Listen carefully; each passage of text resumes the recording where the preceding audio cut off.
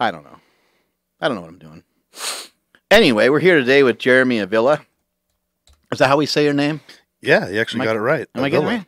Avilla. Okay. A lot of people like to do the Villa, but nah, it's Avilla. Avilla. What is that? Portuguese. Oh. Yeah. My dad was half Port, so I'm a quarter Portuguese, I think. You're a mix. I'm a quarter a porterhouse. Yeah, porterhouse steak. Oh my god. All beef, baby. Dude, why are you here today?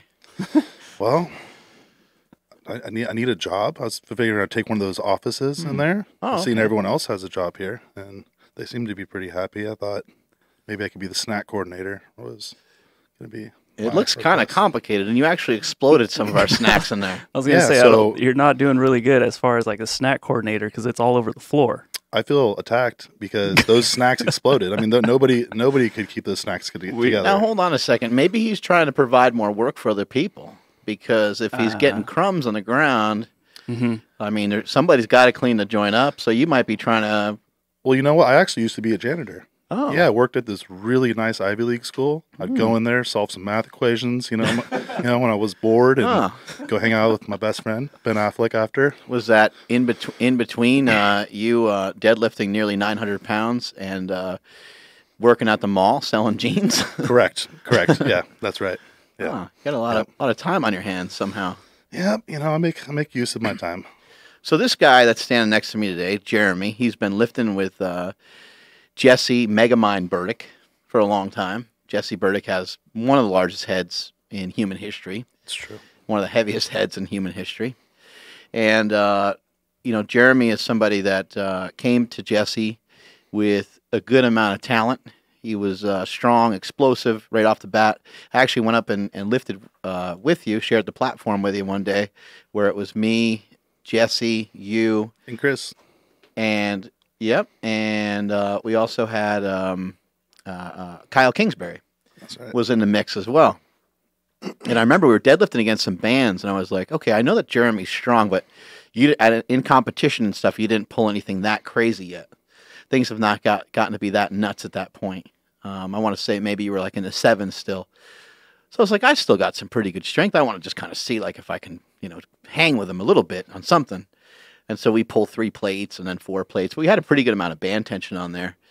And you were like just kind of all over the place with your form. Like you were lifting, one lift was good and the next one was shitty. And I was like, oh, okay, like maybe I can, that's kind of, maybe I could figure out a way to kind of hang in there. Being the seasoned veteran that I am, I was like, I could figure this out. I think I could get them, And then we got to like 5 plates, and 5 plates got to be pretty hard for me. And I think I did it for like 2 reps. And it was just slow, grindy, rounded, getting ugly quick. And I was like, yeah, that was pretty good. I mean, there's a lot of band tension on there. And then Jeremy comes over, whap, whap. And I was like, oh, I wasn't really trying yet. So so let me try that again. And I didn't get any better, of course. You kicked my ass that day. And but that was the first time I noticed how explosive you were on a sumo deadlift. And it's really rare for someone to have that type of explosiveness on a sumo deadlift.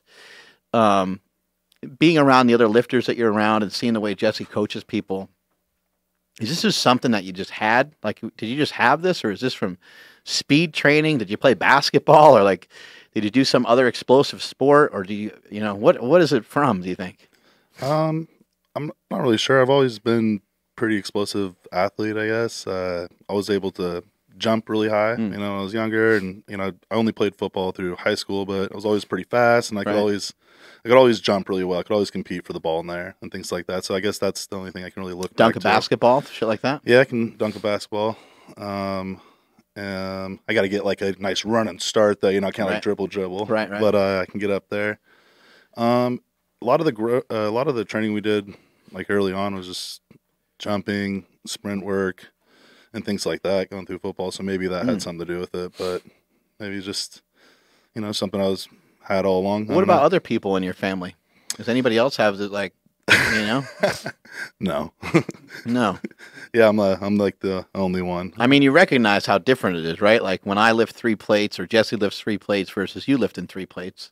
Yeah, that was something I noticed early on, is having speed. And I didn't really, when I first started lifting, I didn't really have awareness of like anything around me. I just was like with 2 other dudes, and they're like, yeah, that's pretty fast, and I was like, whatever, like no, Right. all right. So I didn't think it was too big of a deal, you know. Did you like learn about speed training and stuff like that too? And then you just thought, well, shit, I should just always go as fast as I can, or I don't know. you just went your own way. I just always tried to pull it as fast as I could. Hmm. I've always it's the same way with the squat and and all the lifts. I just try to move the weight as quickly as I Right. possibly can.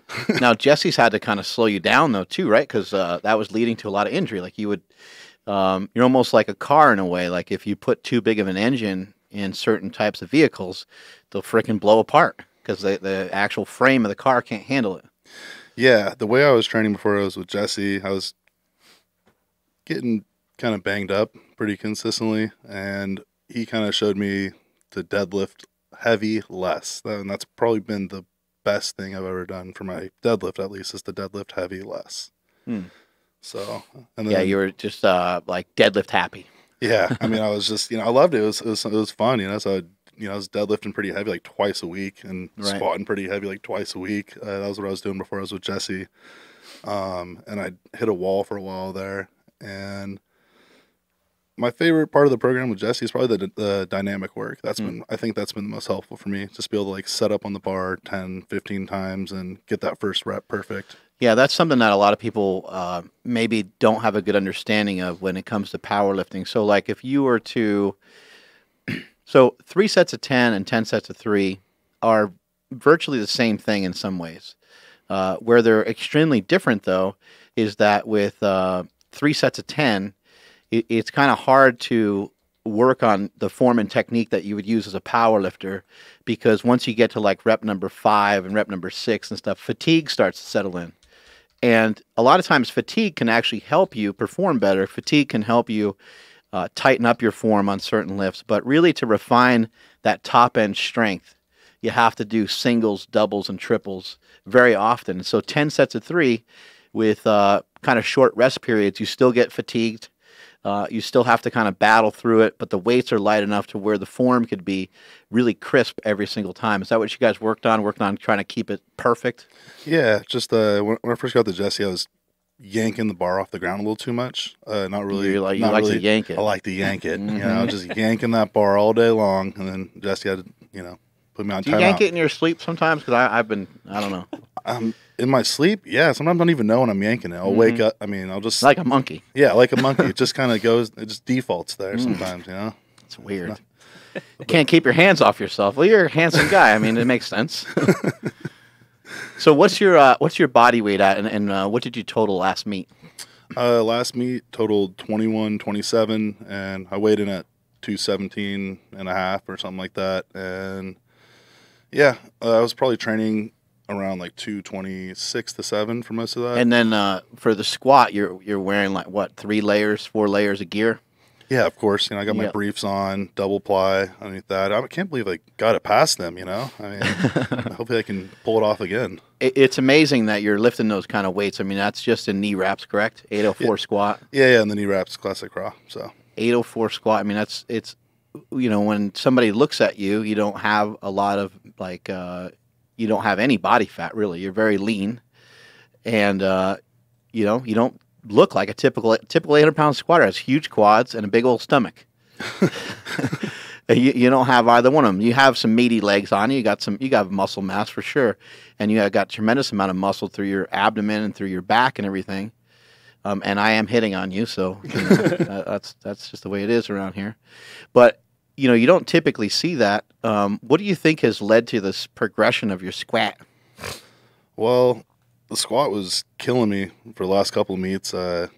Tore my hamstring 2 years in a row at record breakers. I wonder if it's those knee wraps. I mean, those are some supreme, those knee wraps. superior knee wraps. Oh, those were excellent. I think that was my first meet using those knee wraps. You might be onto something there. See? Yeah. But my squat used to be a lot wider, and I think I was, me and Jesse kind of decided, maybe we were asking too much of my backside there, my hammies, and I think my quads are just not as And strong. maybe because you pull sumo, maybe it's like just you're doubling down on the hips, right? Exactly. So being able to bring my squat in a little closer allowed me to actually train both lifts more often and then like to the percentages that I want without getting so banged up so quick. And that was a huge thing. We spent like few months straight, just where all the accessory work was really geared toward just building up my quads and bringing my stance in. Right. And, you know, just kind of a lot of close stance, high bar, safety bar, all that stuff. Just kind of getting me to squat a little bit more upright and close together. What do you know, there's a lot of people that, and by the way, those of you watching on Instagram here, you should switch over to watching us on YouTube Live or on Facebook where you can hear us a lot better because you're only getting the microphone from the phone here. But I just wanted to share a little bit of this so you guys are aware of who the hell Jeremy is because I think everybody should know who this guy is. He's a beast. But, and we're going to get to some amazing stories from Jeremy in a minute, but we're just talking straight up lifting right now. So you guys follow the conjugate system. That's what Jesse Burdick is a believer in. And, like, what do you think about a lot of lifters, they get really kind of nervous if they're not doing if they're not doing the exact lift that they're asked to do in competition, they kind of freak out. They're like, I don't know, like, safety squat bar, yeah, that's cool, but I can't do the safety squat bar because I got to squat. I got to do the regular bar. What have you kind of learned from doing the conjugate system and mixing things up a little bit? Well, for me, it's having all these different exercises. It's really given us a lot of tools to, like I just said, my squat was out too wide. We needed to bring it in because I kept getting hurt. I feel like I hit a wall there. And the way we did that was using these different bars and different movements and things like that, so that I could actually, because I mean, whenever you try to change something about your lift, I think like, you know, if you've been lifting for a while, you probably know when you make the change at first, it doesn't feel as good. You're weaker. A lot of times you're not lifting as much. Yeah, and it's hard to stick with that when that happens. But you know, doing all the different bars and stuff like that made it easy to kind of stick with it for the months and months, and then it's pretty good bulge as we're watching you do these deadlifts in that singlet. I got to admit, I don't know if is that 2 pairs of socks down the front or just one? Just one. Just went with the one, and then I threw in a little pack of Rolaids in there. Oh, okay, yeah, that's the secret. Just kind of whatever you had in your bag. Yeah, so there's a nice silhouette there, and that's. I used to go with a knee wrap, but that just still didn't work. Yeah, we can. Wow, those lifts are freaking easy. Is it a hard thing? Is it hard to deal with? Like it seems like Jesse is almost like an uncle or like a father figure that's always right. Is that kind of hard to deal with sometimes? Where you're like, oh fuck Jesse, I'm going to try this, or I'm going to do something. Not that you want to like do something different than him, but maybe sometimes you just want to kind of go for it and you don't want to lift 80%. And you do, and then there goes your hamstring or your groin or whatever. It's kind of hard. Is that kind of hard to deal with sometimes, being like, damn it? Yeah. So there's, I mean, just through experiences like that, Jesse's right like all the time. So, right. And my ideas usually aren't so great, but you know what? God bless Jesse. He still lets me kind of go with some ideas sometimes, right, just to remind me, like, oh yeah, your ideas still suck. You're the kind of person that like. Everybody needs to be very careful with, right? We need to put a helmet on you and make sure, right? We need to give you very specific instructions and make sure you're wearing your mouthpiece so you don't drool all over the place and things like that, right? I need a little supervision, probably a little more than others. And like everybody gathers around, like, okay, Jeremy, he's like part of the team, but like not really. So make him feel comfortable, and everybody try to help him get through the workout, okay? All right, ready, break. Yeah, it's a little like that. You like to get after it though. You like to go nuts here and there. So was that something that was kind of hard to pull back on? Yeah, but you know, just seeing the results makes it worth it. Right. And I just try to find ways to change gears. I've learned to really enjoy the dynamic days. Again, you know, just seeing how fast I can pull this weight. Or, you know, just knowing, you know, working on this little part of my deadlift, you know, just kind of rather than just, you know, on the max effort days, it's kind of like you have like a different mindset. Right. Which is, you know, those are the fun days. But I've kind of just learned to really love the accessory work and the dynamic days, you know, just kind of get. Is it, I know a lot about your past and we'll dive into that in a minute. Is it hard for you to be consistent? Definitely. I mean, powerlifting's been the thing I've probably been most consistent. I mean, that's been the thing I've done most consistently in my entire life. So right. That's definitely helped me that's grown outside of powerlifting. You know, I'm not really late to work anymore. You know, I'm a little bit more reliable. It's helped bleed out a little bit there. You know, with that being said, do you think that was the biggest difference with this competition versus others? Was obviously like you're healthy, so of course that's a huge part of it. But maybe in the past, maybe your consistency wasn't strong enough to keep you healthy enough because maybe you kind of kept trying to come back too quick Definitely. or something like that? I mean, I'm just, this is all assumptions. I don't know. I don't see your training. Well, I think in the past I have tried to maybe get a little bit more weight on the bar too fast and been a little bit of a rush. But one thing that, me and Jesse talk about is like when we're in the off season, it's not a big deal to hit PRs and do all that stuff right now. It's about getting the work in, kind of getting our body prepared for the next big cycle coming up. And so just, you can't be in the red all year. You can't, you got to pick portions out of the year. For me, there's no reason to. Yeah. I mean, yeah, for me, I think I'm always just going to look to do meets toward the summer and, winter, and then, have my off season be through December through February, March. That seems to work pretty well for me, where I can kind of just tone it down a little bit then. I know Jesse had Mikhail Kokulev, and he had him at his gym doing a seminar, and he basically said, if he wants to do a heavy lift, that's a lot of times it takes him a year to build up to it. And he also talked about in training that he won't lift that big weight until the meet. Now, when you did that, what was that, 897-pound deadlift or something? 887. 887-pound deadlift. That is absolutely insane. When you did that deadlift, it looked like you had more in the tank. By the way, did it feel like you could have lifted a little bit more that day? Oh yeah, absolutely. Yeah, definitely. I mean it moved pretty damn fast, and the lockout was really strong. I mean, usually on a big deadlift like that, a lot of times the guys are going to really struggle with the lockout, or it might be kind of a soft lockout, or might lose their grip a little bit. It looked like you had total control of it. It looked like you manhandled it. But what was the heaviest weight that you took in training leading up to that? 826. Yeah, so that's a pretty big distance, 826-pound pull. And you probably just did that one time. And then what was the other lift that you did that was the second heaviest lift maybe?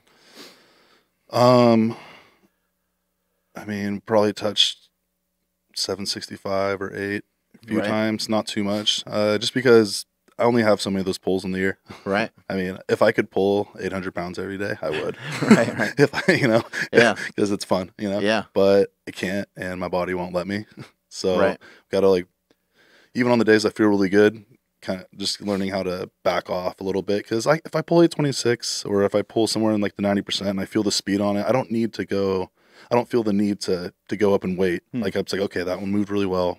I think I have X amount more, so we can maybe do that to meet. Can you feel certain things with 600 pounds, or is that not heavy enough? Oh, definitely. I mean, for me, once I get around that 550 to 700, I can have a pretty good idea of how the day's going to go. Right. Yeah. And then sometimes you guys are lifting with bands and chains, and sometimes you'll do partial range of motion and stuff like that. So there might be some other variables that make the weight heavier at the top or something like that, right? Yeah, we do that a lot. Definitely. Right. I mean, most of our lifts have some sort of band, chain, or some other type of resistance on there. And then when we get closer to the meet, of course, our lifts will get a little bit more specific when we're getting our openers and things like that. What about grip work? You mess with grip work at all? You just always had a good grip? Just well, I suck with straps, so I never use them really. Right. So I've just always just grabbed the bar. I've never done any real grip work or anything like that. I think part of the grip stuff has a lot to do with how you lift the weight too. You're not ever when I see you lift, you're pretty upright, and so most of the time when I see people drop a bar, it's because all the weight ends up in their fingers because they've rounded over, and now they've got to use all their lower back, and it just takes them too long to make the lift. And because it took them 6 or 7 seconds to try to do the lift, therefore their grip wears out. But you do the lift so damn fast, it seems like less of an issue. Plus, you're in a lot better position. I always find that so interesting. A lot of the guys that pull big, they don't ever have that issue with their grip. So it's never something you really have to actually go outside of the deadlift and work on. Yeah, I did have issues with my grip one year. I think it was not this last open, but maybe the one before that.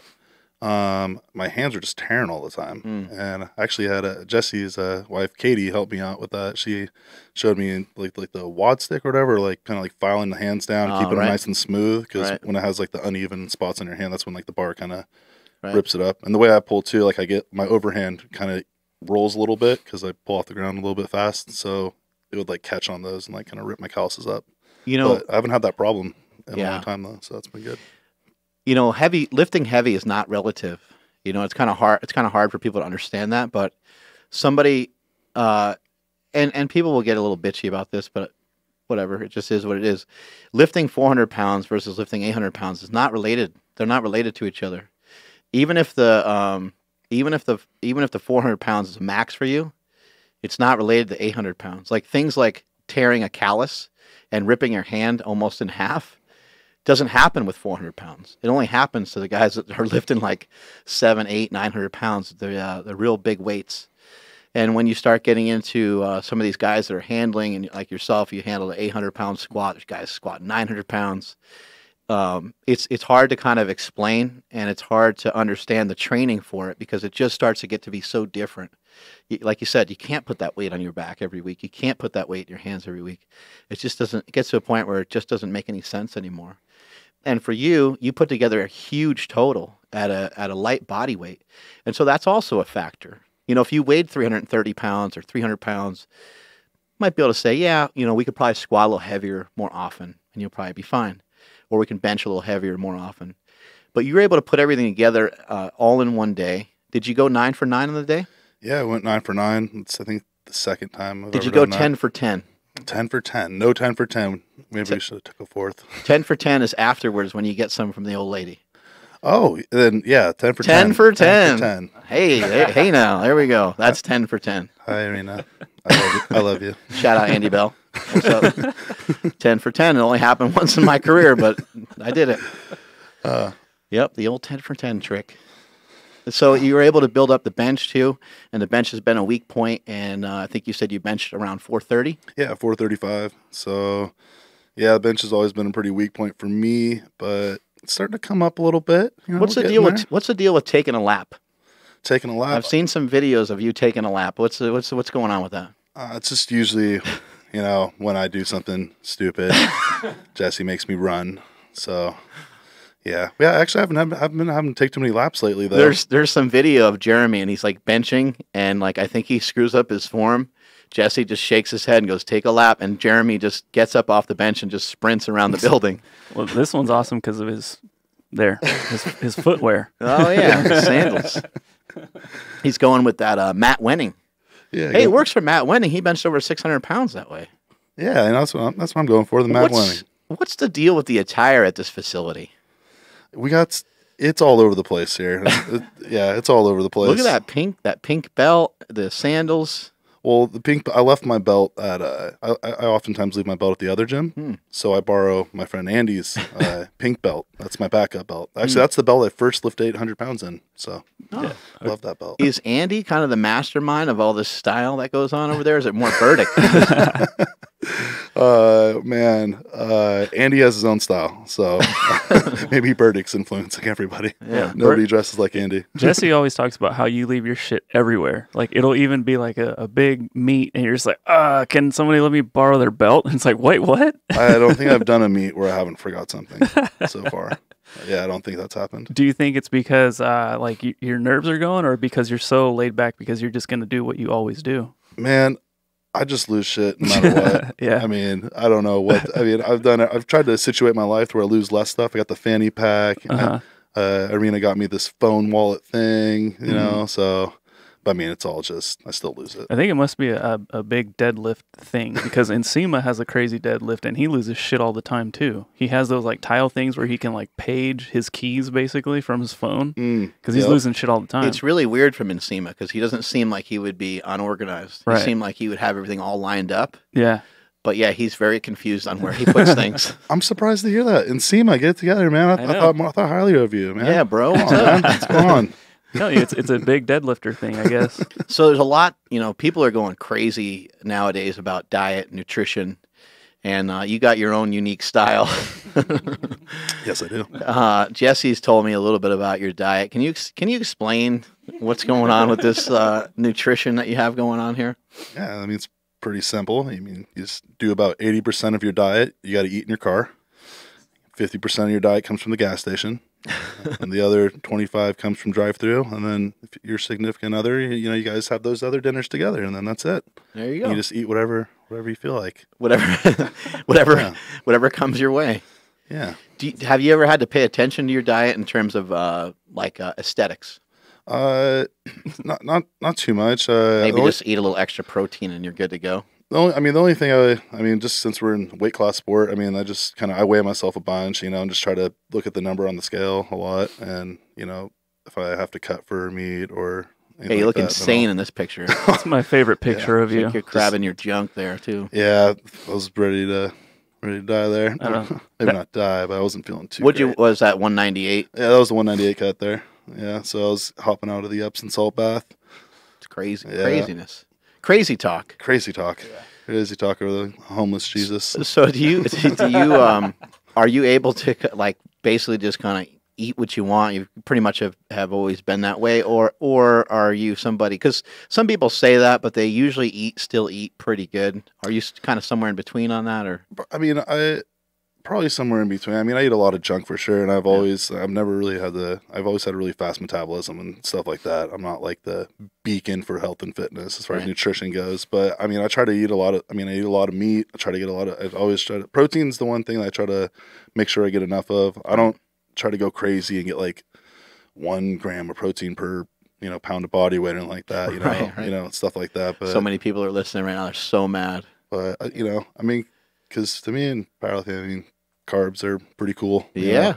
Yeah. You got to be able to. Let's try to make sure I get my protein in, and then after that, just eat to feel good. Gas station food, the secret to having those back abs. Oh yeah, absolutely. Everything you need's at the gas station. Genetics are a weird thing. Anybody else in your family, just maybe they don't lift and stuff, but just do you kind of recognize? Do you have a brother or sister or anything like that? Yeah, I got a brother and sister. Two half sisters, 1 half brother. My brother, we both have broad shoulders. My dad had kind of broad shoulders and stuff like that. But I guess that's about it. I could think of, and my dad was he had some definition. He wasn't jacked or anything. You're just kind of a mutant, and nobody knows where you came from. I guess so. Yeah. Nobody's quite sure what happened. Look at Kaylor Willem and the similarities. There's a lot of similarities between you guys. Where with Kaylor, he doesn't have any overwhelming body parts, but he takes off his shirt and his fucking back is just jacked. Yeah, especially his upper back. Yeah, when we did a long time ago when we were both here, I remember seeing him in his t-shirt. I was like, all right, well, whatever. And then you see his shoulders, his upper back's fucking insane. And he's got a giant elbow joint for some reason. It's the biggest part of his body. What the hell's giant elbow joint? You got an elbow joint. What's going on there? Him and Branch Warren. I don't know if you noticed that. Branch is it was he has extra something there. His forearm thing or whatever. It was just fucking sticking out like crazy. Right. The gas station diet. So is that going to be something that's going to be downloadable soon, or? Yeah, it's gonna be. I'll have that ebook ready pretty soon for just the $100, for the 4-week program. $200 for the premium. What's your favorite thing to get at the gas station? Oh man, just depends. If it's a post-workout, I like to go with some Martinelli's apple juice and a nice pair that with a peppered beef jerky. Goes together really nice. Usually Jack Links, I think. And then maybe if I'm listening to my Stand Efforting podcast, I'll get the orange juice with the vitamin C. Your girlfriend's in really good shape. Does she kind of shake her head at the way that you eat? Yes. Is she just kind of what the hell?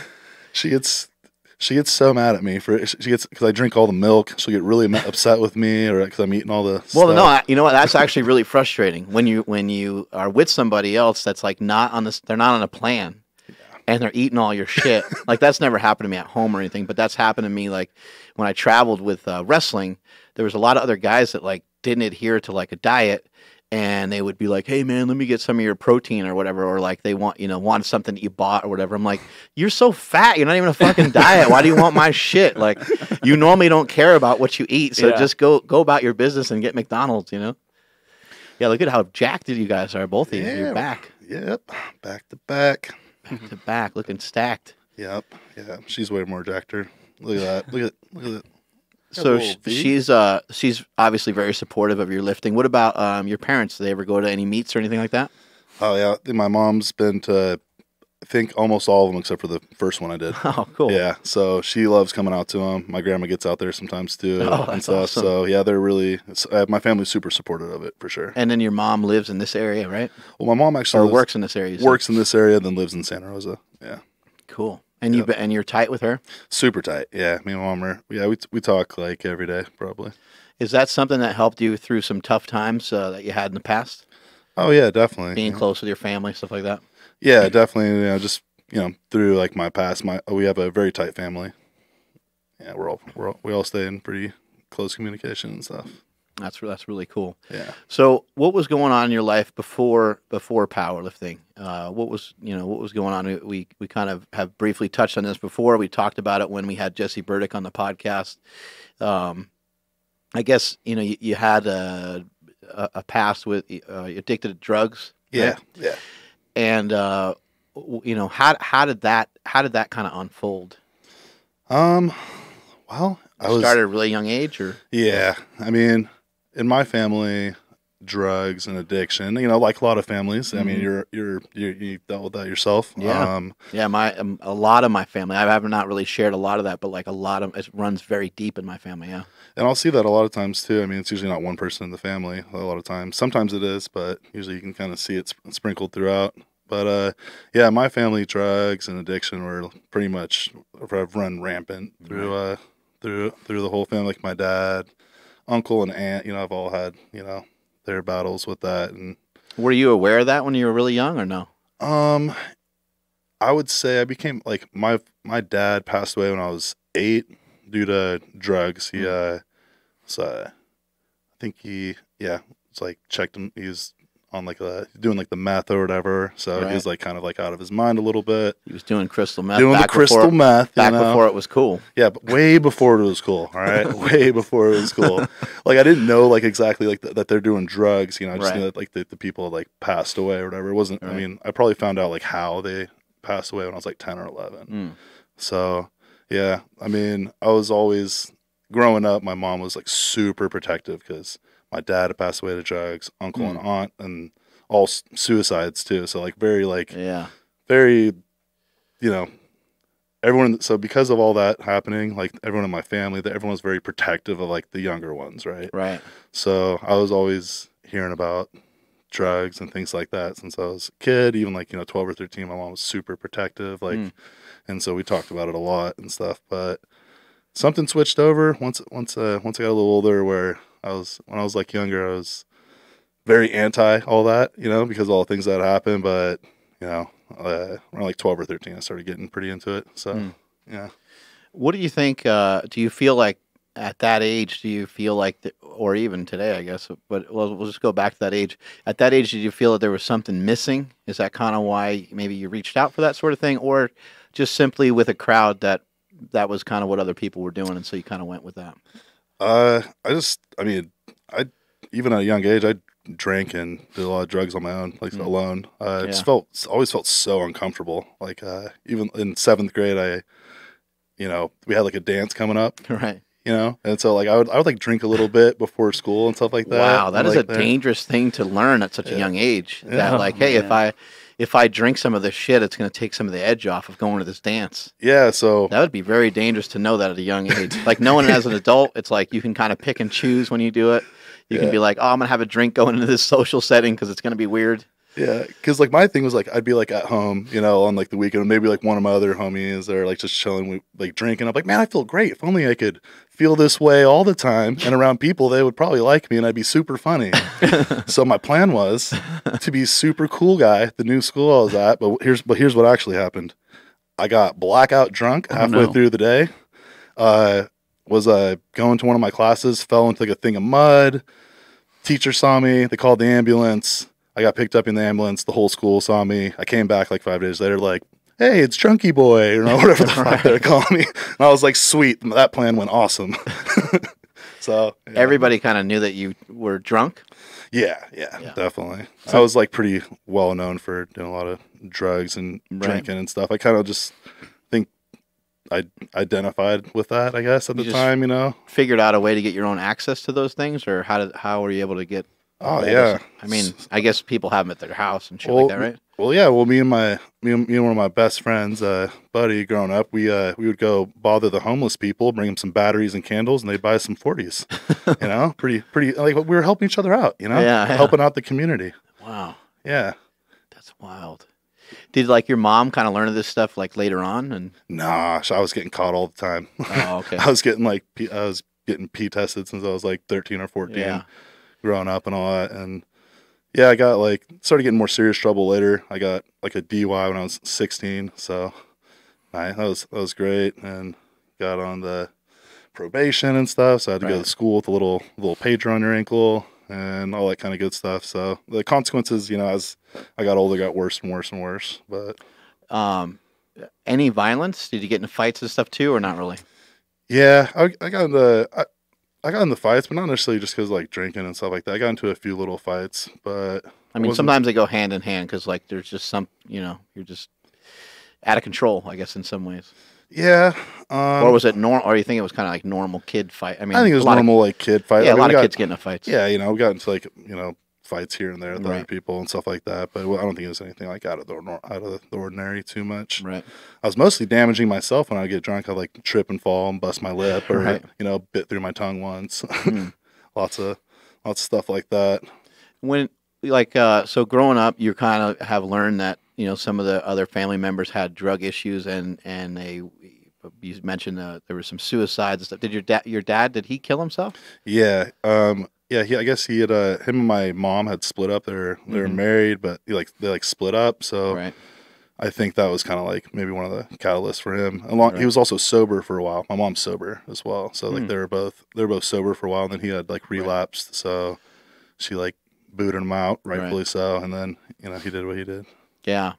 A lot of times you don't learn how people die exactly. Like with my uncle and my brother, I actually don't even really know exactly how they died, Yeah. which is kind of sad. But like when someone dies in like a recovery home, it's not like the president of the United States died, so they're not gonna like investigate it. They don't really care. Yeah. They're like, oh, just another number. It's another number. It's actually just a literal number on the wall. Wow. Like they have them up on the wall. You can see them. There's hundreds of them. It's like fuck. Just another stat basically. Yeah, I mean, drugs have, they got the numbers. They got numbers for sure. How did it progress from alcohol into some other things, or did you start with other drugs when you were young too? Yes. Well, first I was just drinking mostly, and alcohol probably got me in the most trouble. So when I got that DUI, I got put on probation. So I was getting P tested by, the state, whoever, the county or state, whoever does that. So I was looking for drugs that would get out of my system faster than weed. So that's when I, dabbling with a little bit of cocaine and ecstasy and things like that. So that's probably when that started, like sophomore in high school or something like that. So, and then from there it went worse, and then those are like party drugs, kind of fun, and stuff like that. Right. But when it got bad for me, it's more like using like the OxyContin and heroin and all those other fun ones. Yeah. Was there ever a point where you were like, getting a DUI and somebody? I mean, you get the DUI. I mean, somebody must explain to you like, hey, listen, you fuckhead. You could kill. You could. Okay, now. Okay, it's one thing to hurt yourself, one thing to harm yourself, and if you want to go down this road, and this is something that you want to do, then fucking have at it. But you could hurt somebody else. You could kill somebody else. Yeah. I mean, somebody must have had that conversation with you, but you weren't able to stop. Absolutely. I mean, I've had 2 DUIs in my life. One when I was both before I was able to drink. Yeah. 16 and 20. Right. So, yeah, I've had those conversations with a lot of people, the consequences for whatever reason just weren't enough for me to deter me, because I just felt so uncomfortable all the time growing up. I just never really felt like I had like my place, and never felt comfortable in my own skin. I mean, but the alcohol and the drugs, they weren't getting you really what you wanted either, right? Well, they were and they weren't, right? I mean, there was a lot of times when I would do those things and it would be a lot of fun. They'd get you there short term. Exactly, short term, but that was the best I had. I didn't know.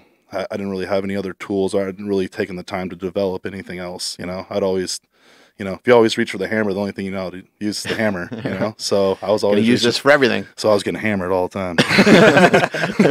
You know? So yeah, and you know, as I got older, you know, and I just never fell out of those habits, you know, of partying and drinking. And then now I'm out of high school, you know, and I'm doing, you know, it's getting worse and worse. But I think, you know, the thing that kind of got me, so I mean, I've been in and out of AA since I was like 17, you know, 16, doing in and out of that stuff, you know, and I had like been to countless rehabs, you know, been to probably 3 or 4 different rehabs, been to like 4 or 5 different detoxes, tons of SLEs, you know, so I'd been in and out of like being sober, being not sober, sober, not sober. But I guess the thing that kind of set it off this last time was had the overdosed on I was using heroin and methamphetamine together, which is pretty cool combination if you can get it just perfect. It's like being on teeter-totter, you know, trying to balance things out. But I didn't really work out too well for me. Ended up overdosing like 3 times in like 4 months. Wow. So twice, you know, I got with where they come get you with the Narcan and take you away for a little bit. So yeah, then the last time, the thing that did it was, you know, the other times I would like kind of overdose and stuff like that. It was just like me and like one of my buddies. So to me, it was like I just fell asleep and woke up, and they were looking at me like, "Oh shit!" And I was like, "Ah, it's fine, man. I'll just a little nap, you know, no big deal." But the last one, when I woke up, it was like in a parking lot, like an Albertsons or something like that. It's like a really nice day. Just wake up, I'm like looking up at the sun, and there's like 50 people around me, like just looking at me with like these like faces. I was like, oh shit, like I did something bad. Like, so it's like weird, like you like see yourself through them a little bit. Right. They're all looking at you like horrified. And then you got these ambulance around you like cutting off my shirt, and I was just like, just had like a little moment of like, what the fuck am I doing? Like, Right. how did I get here, man? I was like, you know, like 24 this time, you know, and I'm like, How old are you now? 30 will be 31 in January. Oh, okay. You know, so this was like, that was the last time I like got high and stuff like that there. So I just got lucky from there. I went to a rehab for like 26 days. And yeah, since then, I think that was in like 2012 maybe, I think. I think it was like 2012 or 11 maybe, something like that. And yeah, that was like the last of that stuff. So, Do you think there's anything that a parent can do at all to prevent any of what you went through?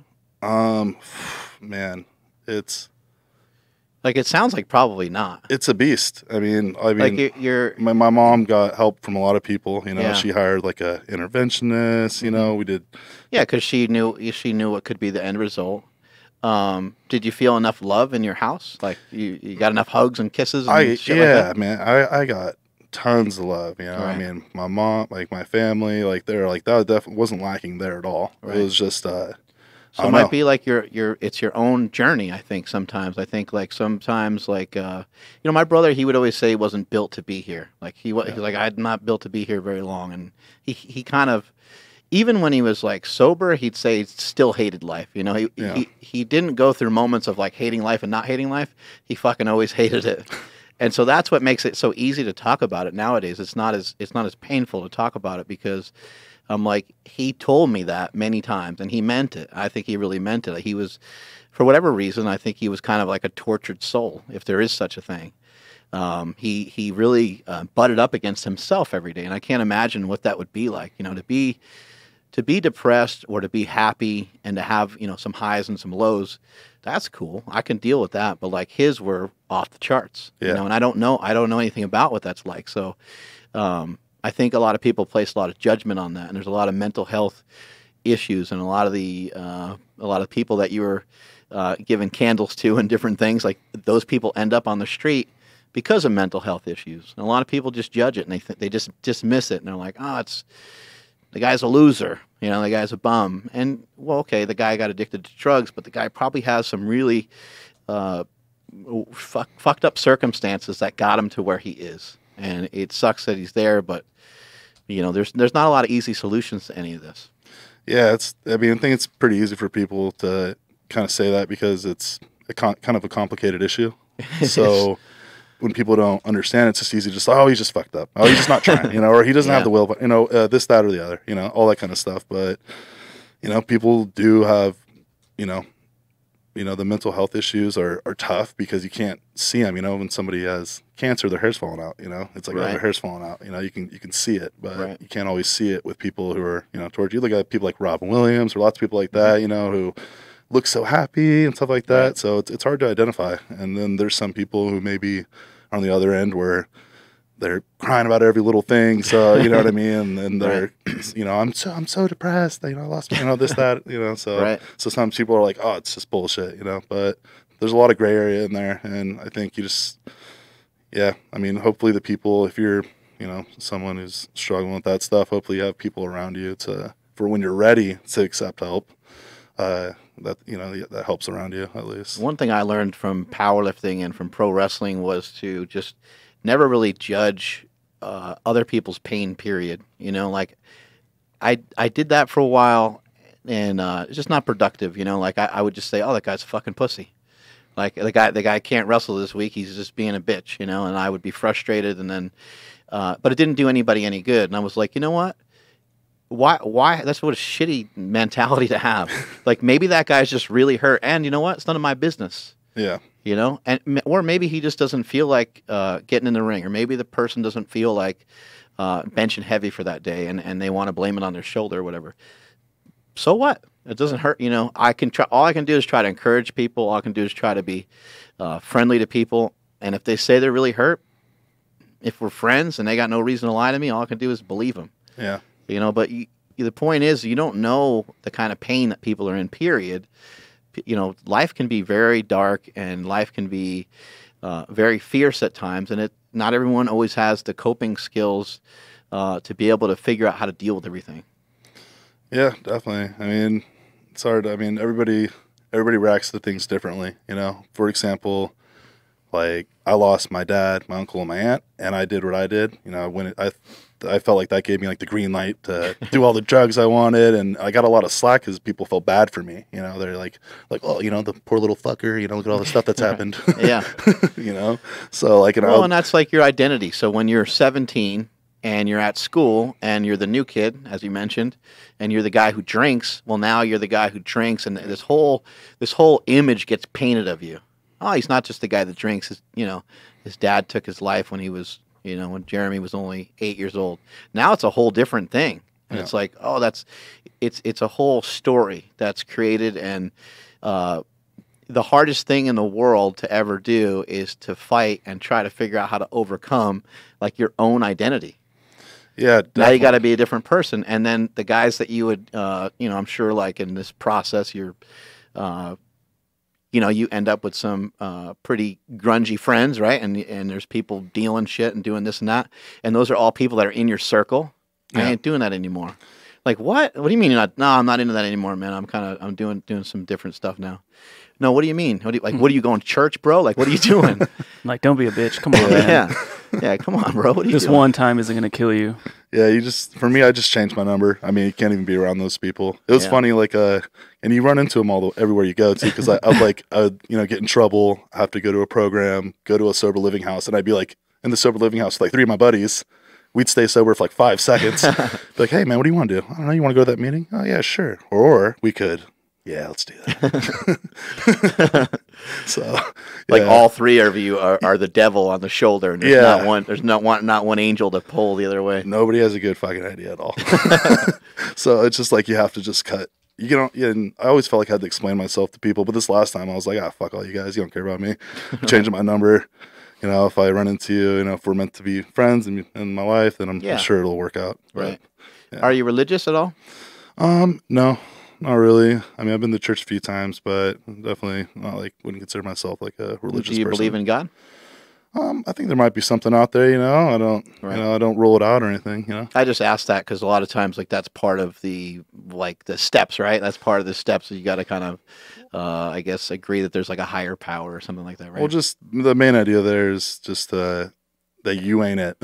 You're not. You're you're not in control necessarily. You're not in control. That there's bigger things at work than you and your ideas and stuff like that. So I think that's the concept. The concept of it. And you don't even have to say God or whatever and all that stuff. But that's kind of the idea of it. Did you have like a mentor or someone? I mean, was mom just there, or like somebody just where you're like, you know what, like this person is, they're just like, I'm sure when you're 17, you don't care that your mom's helping you. You probably run right over her, you know, like a lot of times you run over the people that are closest to you. You know, that's what my brother ran over all of us a million times over, and we didn't care because we love him. He was my brother. You know, I wouldn't have it any other way. But like, did you kind of like realize like, shit, man, like mom is she's just right there for me all the time, or was there someone else too? Yeah, you know, I mean, I was pretty lucky growing up because I met a lot of people that are like family but not quite family, you know, like my best friend growing up, like even if we're both grounded, he could come spend the night, you know. Our families are super tight, you know, like kind of sort of that sort of deal. And also, you know, like my uncle Josh, who had passed away, is his best friend or whatever. He's like my Uncle Ivers or whatever. He like hung around, you know, and like always took us out on the weekends and stuff growing up. So, you know, like our family took a lot of losses, but like that stuff kind of brought everyone closer together. And even people who weren't part of our family were coming in and helping us and just kind of hanging out with, you know, me when I was younger, which when I got older, I realized like, holy shit, man, he's coming over every weekend for like 2 years when we were doing all this stuff. Like, kind of appreciate that as you get older. Like, he was like 22 at the time. So, you know, like picking those weekends out that's a tough thing. So I was pretty lucky, you know, with that. You know, I had a lot of people. I always felt like I had people around me that loved me and stuff. So, yeah, I just always, but my thing was like, I always felt like I was letting them down and stuff like that. And I wasn't like really living up to, you know, what they thought I could be or, you know, or whatever. I'd always heard the word potential. Right. Did that place a lot? I mean, that placed a lot of stress on you, you feel? Not too much. But I just remember when I was like younger, I just always felt destined to be like a fuck up or like drug out, you know, just like, you know, just cause like it was just so around, you know, and again, I also like just kind of like use it as an excuse and stuff like that. Right. You know, as I got older, I kind of grew out of that thinking, which I think you have to if you're ever gonna escape that. When you were younger, did you like, you know, you were kind of labeled the drunk guy or whatever. Did you see like older dudes kind of messing with drugs and be like, I'm never gonna be that? When I was like 11 or, I mean, like, you know, much younger, like, you know, like my sister would be like doing some of that stuff and I'd be like, oh, I'm never gonna smoke weed or that stuff. And then like, you know, like 12, 13 doing that stuff. Like, oh, it's not as bad as I thought, but I'm definitely not gonna fuck with meth or anything else. That was the one that I always told myself I would never do because that was like, you know, that I'd, you know, taken my dad down. So like, and plus, you know, it takes all your teeth and you look like a weirdo and like, you know, you think everybody's after you, the shadow people and shit. So that seemed a little bit too stressful. So that's one that you never did. No, it's one that I absolutely did a lot of. I just waited till the end. The finale. I just waited for the end, you know. Like, because meth is super cheap and heroin's not super cheap and withdrawing from heroin sucks. So you just buy meth, get high on meth, withdrawal's gone.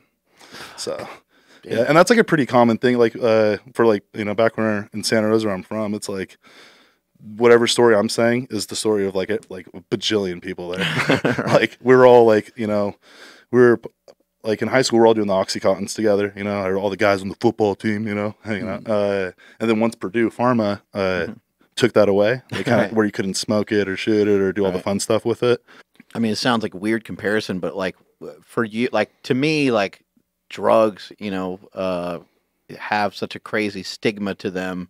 Like I remember finding like I worked at this bar in Hermosa Beach called Sharky's, and that's actually where I met my wife. And I found something on the ground one time. I picked it up and I like looked at it and I was like, oh shit, like I don't even know what this shit looks like, but I think this is cocaine. And I was like, well, fuck, now I'm holding the thing of cocaine. And so I threw it in the toilet and I flushed it down the toilet. And all terrified. I told him, I was all scared. I was like, what if somebody saw me with that? And I told my older brother, I was like, dude, I just had like a little thing of cocaine. And he's like, where is it? Oh no. He's like, I want to sell it. He's like, well, I will sell that shit. And I was like, I flushed it down. He's like, what? He's like, that probably was, I don't know. He said X amount of dollars worth of it or whatever. And I was like, I don't know, man. But for you and for your friends, because it was kind of part of what you guys were doing, was that like as common as like playing a video game? I mean, absolutely. I mean, we just sit around all day. Like, It was never like, oh, like he's doing that. I can't believe it. It was no one just. It was just part of every day. it just becomes like you kind of desensitized. Like I remember the first time I saw somebody like smoking heroin or smoking like a pill. I was like, oh, that looks fucking stupid. It's all foil. Looks all dumb and stuff. And like 10 minutes later, that's not so bad. It's kind of cool actually. Yeah. It kind of hits you faster. You're right, guys. Good idea. And then you guys do it like out in the open. Like you wouldn't go like say like it's someone's house. Like, hey, let's go to the back room or whatever. It's just like living room. Bam. Well, it just depends the company that we're in. You know? If it was just us dirtbags together, it didn't matter. Go ahead. Yeah. Damn. That's terrifying, dude. Like I'm just thinking when you're saying like when you were 24 when you mixed whatever you did and woke up in a Albertsons parking lot, I'm just thinking like, dude, you're such a cool guy. Like fuck. Like it scares the shit out of me thinking what could have been. Yeah. Yeah, definitely. I think about that. Definitely think it crosses my mind a lot. I'm just pretty lucky. Does some of that like kind of play in your mind at times like today? Like, yeah, as far as like a demon like still chasing you. Yeah, man. If I feel like I always need to be running towards something, So powerlifting gave me something to run toward. I have a lot of other things to run towards now as well. But if you're just standing still, you're gonna get got. At least that's how I feel. Yeah. So I need to keep moving. Yeah, and with powerlifting too. I mean, powerlifting it has its own dangers too, or anything that you get into and take too seriously. Because now, okay, that's cool. You overcame that old stigma and that identity, and you didn't really overcome it because it's a daily fight. Like, let's not make it sound like it's anything different than it is. You still have to kind of battle that, correct? 100%. Yeah, I mean, they kind of say once an addict, always an addict, and you got to be very cautious on how you live the rest of your life. So it's not like, yay, I'm in the clear. Like I did this thing. I'm good to go. Oh no, it's you do it forever. And I see like a psychiatrist about once every 6 weeks or something like that. Like probably a up therapist. Yeah, probably up that a a little bit more. But I try to just I think that's keep an eye on myself. I think that's amazing to share with other people because I try to share that message here often. I think, man, if you're just confused about like different decisions and stuff that you're trying to make, try to go see somebody. And, maybe a lot of times the first session's free. You can go to any church. You go to any church, and even if you're not religious, you can go to just about any church and say, look, man, I got some problems. You'll get someone there that will listen to you. I've recommended that to a lot of people, and a lot of people have actually taken me up on it, and they've gotten some really good help. The first person you go to might suck. Yeah. So you might have to go to like more than one person, but so a lot of times just you saying the situation out loud is huge. Helps you digest it all, because you might say, oh man, my new boss at this job, he's got it in for me, and then you realize like, Jeremy, like, dude, your boss doesn't have it in for you. He just wants you to show up on time. Yeah. You know what I mean? Yeah. Once you say it out loud, you're like, I really sound kind of dumb. And so it's not even so much the psychiatrist, it's just that you went to someone and spoke to somebody. Got to work through your thoughts. Exactly, and that's something that's helpful for me because we all have blind spots. You don't know where they are because they're blind spots. Right. So it's good for me, anyways. I'm pretty lucky. I have like people to run things by, kind of filter things through before I actually decide to take action. How has Jesse helped in this whole thing? I mean, he seems like a mentor in a lot of ways. He seems more than just a coach. Oh yeah, for sure. I mean, Jesse's great dad. Great husband, great dad again. Right. He just helps people all day, and he's definitely like a good example of like somebody who does like a steamable acts all day. Like, I just see him at the gym, gives everybody his time, whether you're pulling 900 pounds or 90 pounds, like you get like the same eye and the same treatment. He treats everybody really fair. Jesse's very relatable too as a human being. Like he's gone through a lot of really hard times, and to watch him, be a single dad for as long as I got to kind of witness some of that, it was really, really wild. And he went through his own very dark times, and he had to sort through all those things on his own. And that was always the main concern for me as his friend, was like, hey man, who are you hanging out with? What are you doing? Like, where are you going? Like, and that's why with him, we were kind of trying to steer the ship. We're trying to figure out like what's next for him. What are we going to point him towards? Because as you said, if you're not going towards something, what are you doing, right? So I was like, let's get you to do a powerlifting meet. He was like, dude, He's like, no, like, he's like, there's no possible way. He's like, I have zero strength and I don't want to lift. And I was like, well, let's maybe think about it looking a little different than your actual powerlifting career. Maybe it's just, some kind of almost recreational powerlifting. He's like, he was like, not all about it, right? Yeah. And then the kind of idea came up. I think he came up with the idea was, well, let me try to run through some different weight classes since I already lost a lot of weight. And I was like, yeah, now we're talking, you could still, squat 700 pounds at 242 or 220 or whatever the weight class was.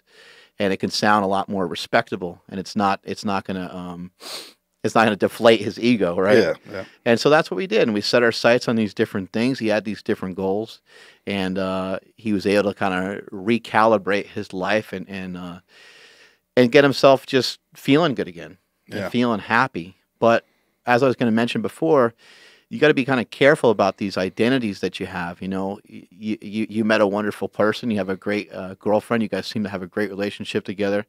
And, to me, it's like, yeah, powerlifting's great. And not to be all corny about like relationships and stuff, but that is a huge deal. You might have met somebody that you might be with the rest of your life.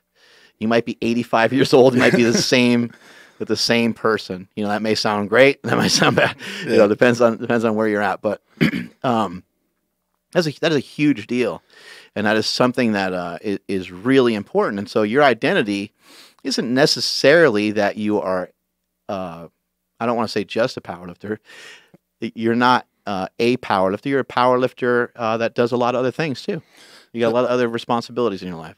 Yeah, definitely, and it's definitely something like this. Like last year, I've been, tried to always like remember and stuff like that, because before I was a powerlifter or whatever, I was just this drug addict, junkie, can't get it together, in and out of fucking rehab and stuff. Or that was just like, like that was what I was most known for by a lot.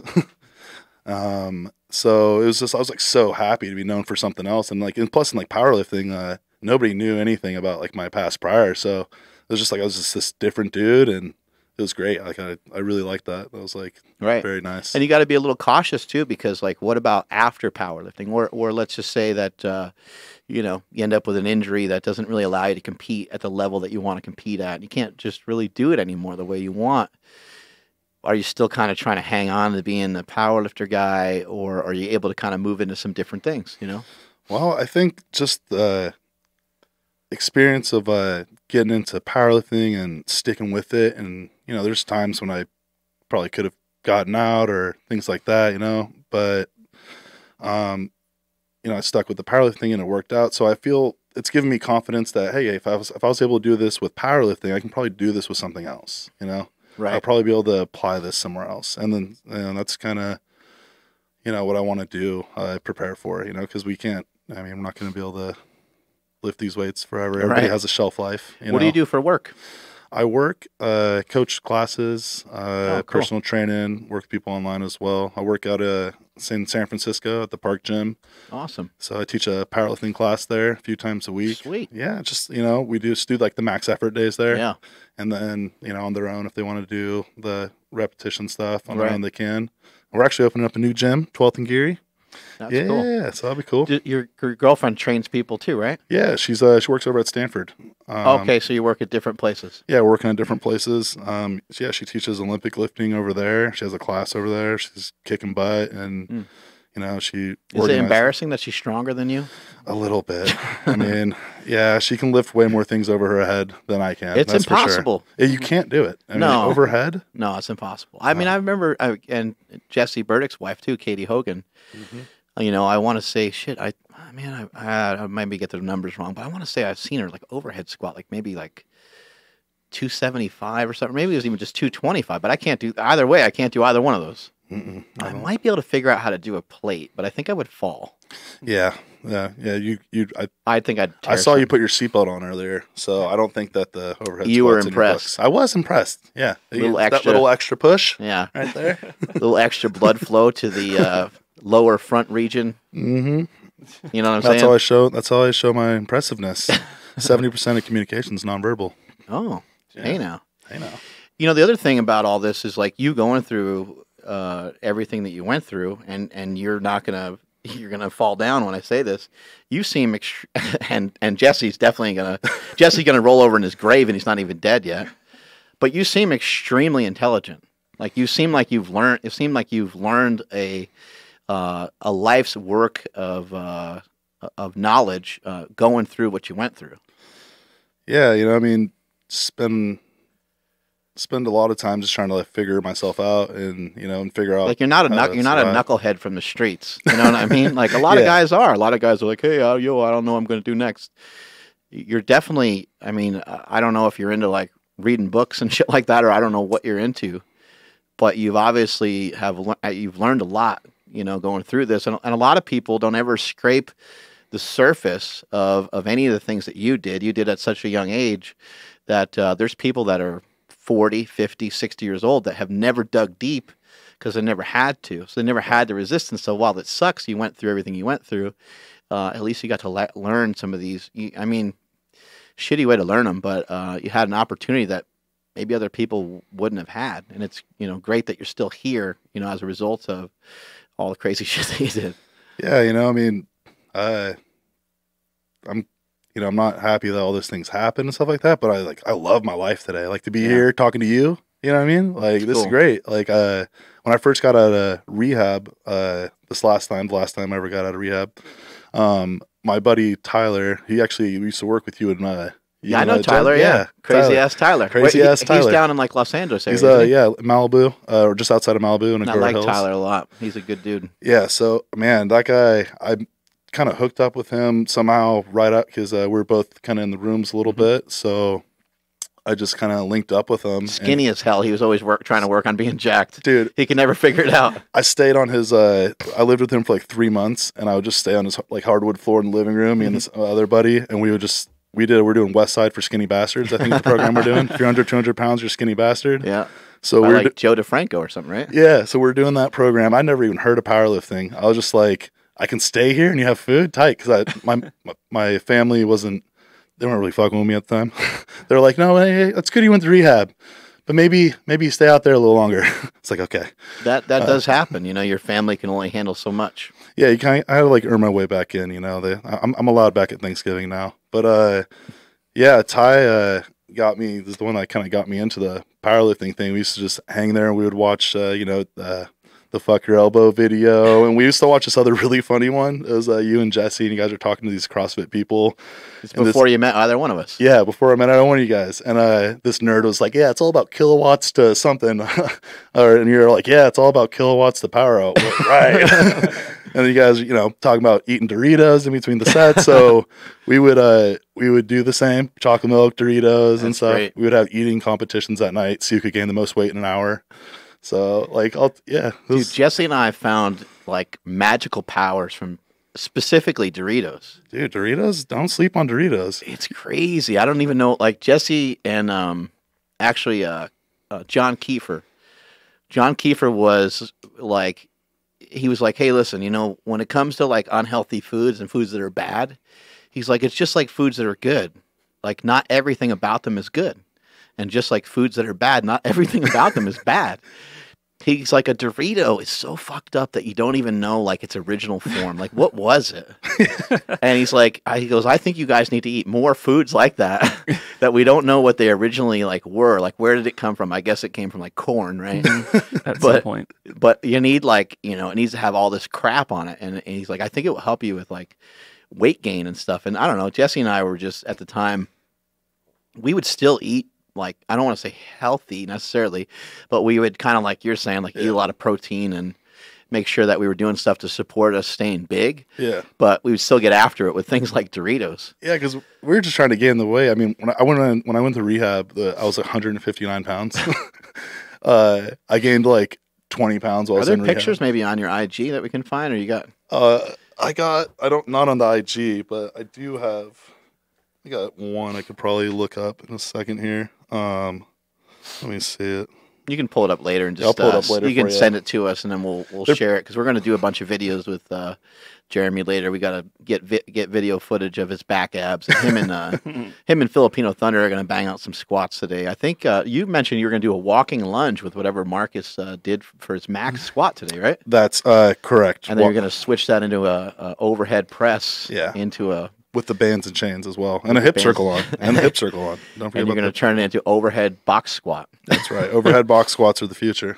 You know what would be great is while Marcus is squatting, if you just lifted him over your head. Just get underneath him. Get underneath him. Yeah. I just get underneath him. Yeah. But when he hits step, that's when I start. That's right. That's right. when I start because his shoulder. Yeah. Like a cheerleading thing. Yes, that'll be perfect. Yeah. Marcus, we got that. You could do it. Yeah, we can do anything. You know, Filipino Thunder, he's ashamed to admit it, but his real nickname is the Manatee. The Manatee. Yeah, the Manatee. It doesn't sound quite as fierce as Filipino Thunder, right? Yeah, Filipino Thunder is pretty cool. It is pretty cool. The Manatee doesn't sound formidable. Like if he was a pro wrestler, he'd much rather be Filipino Thunder, and he'd come out and he'd have the AC/DC music going, right? Yeah, you can't even say Manatee that cool. It's like, no, you can't. And here comes the Manatee. Yeah, you can't really yell it or nothing. Nah, nothing like that. The fans can't get behind it, but that's what he is. He's like a giant manatee. He's in the background. Like I'm shooting these videos and I'm like explaining like how to bench or something. And there Marcus is being all kinds of fat. Just like he looks like he got shot. He's laying down on the ground and he's using the bar to like Marcus does all these exercises like where he's rolling out and stretching and he does all like the Jesse Burdick stuff and Kelly Starrett stuff. Yeah. I've never done any of that. I just pick up Never weights. heard of it. No, it sounds terrible. Never heard of it. Sounds like too much extra work. And so he's like digging the bar into like his shoulder, and then somebody on YouTube wrote like, "Who's the fat walrus on the ground?" And somebody called him a manatee or something like that. And I was like, oh, he's forever the manatee. And I know Marcus is like, he's such a badass guy. I was like, he's going to really hate that nickname. So that's going to be so perfect just to call him the manatee. And then so we made a shirt where he kind of like looks like a mermaid. That's that shirt. Manatee. I was wondering what the fuck's up with that shirt. You'll receive one if you keep heading in this direction, buddy. All right. Mm-hmm. You can earn one today. Earn a shirt? Yep. Word? You're going to have to squat 135 below parallel. Mm-hmm. Below parallel? No, never mind. Oh, That's, oh my God. Jeez. yeah, see, he's carrying the giant lightning bolt. Oh, yeah. That's a big boy, though. He's looking thick. Filipino Thunder's a big boy. Now, you got some strong-ass lifters up where you guys are at, too. You got multiple people that have set world records. You got Tiny Tiff up there. She just competed in the USAPL, right? Yeah, she did. She got a second in her weight class. Dude, I got to admit, I do not know how that girl gets past drug testing. Dude, I mean, she's really smart. She's on some gear. I know. A lot of it. All of it, really. She's on a lot of sauce. A lot. I mean, you see her legs? Yeah, their quads. They're huge. It's not natural. Quads for days. It's not natural. Look, I know Tiff best, and I'd be best one to say this. Tiff's quads aren't natural. See? Just the quads aren't natural, okay. See, I think... She's on the Doritos. I think she might be on the Doritos. I kind of have a theory that with your drug background that you're helping her pass the drug test. Because you're like, Tiff, if you mix crystal meth... Look, they're not testing for crystal meth, okay? That's for sure. All right. My God, she squatted like 4 feet below parallel. I know. Look at her Which is hard because she's only 4 feet tall. Yeah, the whole way. She doesn't know where she's going. She's so lost. God. She doesn't. Yeah, that means. She has that face on her face a lot. You have a lot of great support at that gym, and you got a lot of people that, it's great to lift in an environment like that. And it sounds kind of corny in some way, but it becomes a family, and you end up with this whole other group of people that you really care about. They really care about you, and you get really invested in what they lift. And so you went out there and you helped her, and you can't do these things on your own. You need someone helping you out, right? That was my elbow right there. You hear that? Yeah, I mean, I guess you could do these things on your own. You probably could, but you don't have to. No, it's a lot funner with people. I mean, like you don't have to do it all. More funnerist. Yeah, I mean, I pretty much moved out to Pleasanton to be closer to the gym and try to get more of my life out there because I mean, ever since I've been going to that gym and kind of just following along, like my life has gotten better in all areas. Just having the support of all the people there and just a fun group of people. Look at how happy both of you guys are after this lift. Yeah, you guys just Jesse, why does Jesse beat the shit out of everybody? He just likes to hit, you know? He just slapped you like 5 times. I know, and it hurt, too. I was watching it again. You ever see him slap the shit out of his old coach? I fucking love it. Isn't that good. Isn't that a great video? It's so good. It's so Jesse, right? Yeah. It's fucking awesome. Ah, man, I watched that video like 1,000 Jesse times. he hates when somebody just does something that he told them not to do. And that's what he told his coach. Like, he told him, like, way before the lift, his coach was like, hey, you want me to, like, you know, kind of smack some sense in you? And Jesse's like, fuck no, don't touch me. Yep.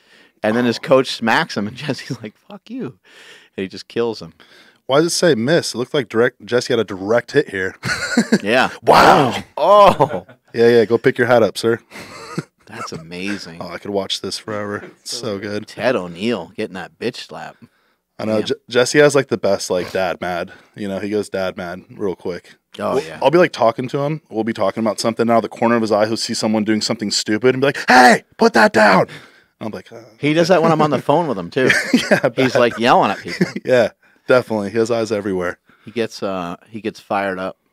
Yeah. You know, I asked you the question earlier. You know, do you think there's anything that a parent can do, you know, in a situation?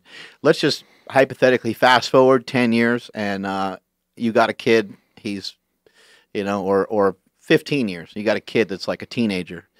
What would you do in a situation of like kind of finding out, you know, through somebody, or you find something in a room or something like that? What would you do? Oh, man. Shit. That's a nightmare. Yeah. Maybe I would try to. Maybe it's a little too late at that point. Well, I mean, definitely. I mean, it's just, I think communication is, you know, is key. You know, like I would, you know, like to make him or her feel comfortable to talk about whatever's going on, you know, as much as, you know, they can. You know, kids are always going to have their own life, I think, from their parents.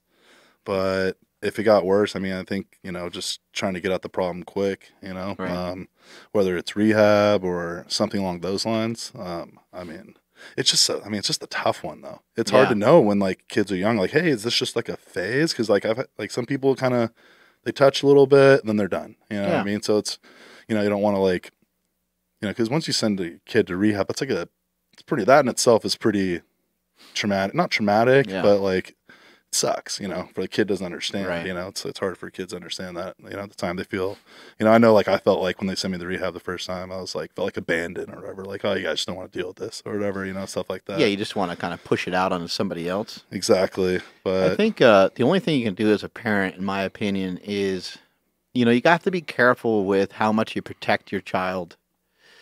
And you also have to be very conscious of how much your kid is like on their own, sort of. And I don't mean you need to be like up their ass all the time. But it's important to try to be present. It's important to try to be around, and video games or phones or tablets, texting, WhatsApp, you know, these different apps they have on their phone. Again, like, you don't need to invade their privacy. You don't need to be a lunatic. But you don't want to protect your child so much. The only way you can protect your child is to kind of arm them with the ingredients and the tools to kind of fight through life, you know, to fight back against things that could potentially harm them. My son asked a lot of questions about marijuana when he was like really young. I mean, he doesn't really, you know, he's 14 now, so whatever. I have no idea what his exposure to any of that stuff is. But we talked a lot about it then, you know, and I was never like, hey, man, if you do drugs, you're going to be a loser. Like, there's never anything like that. Yeah. I said, you know what? I said, marijuana and a lot of the drugs that are out there, like, there's reasons why people do them. And people love them. And some people go through their whole life utilizing certain drugs. Yeah. And they enjoy them and they have a good time with them. I said, the hard thing is to try to figure out a way to maintain control of it. And I said, control will be an ongoing theme throughout your whole life. You're going to have to try to figure out how to have control over your life, how to have control over you getting places on time. How do you have control over your food, you know, different foods that you eat, so you're not harming your body, you're not causing yourself to get sick or have some disease or whatever.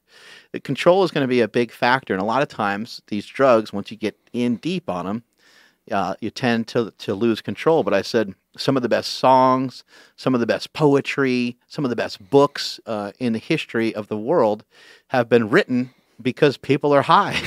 They got mushrooms going, or like Eminem.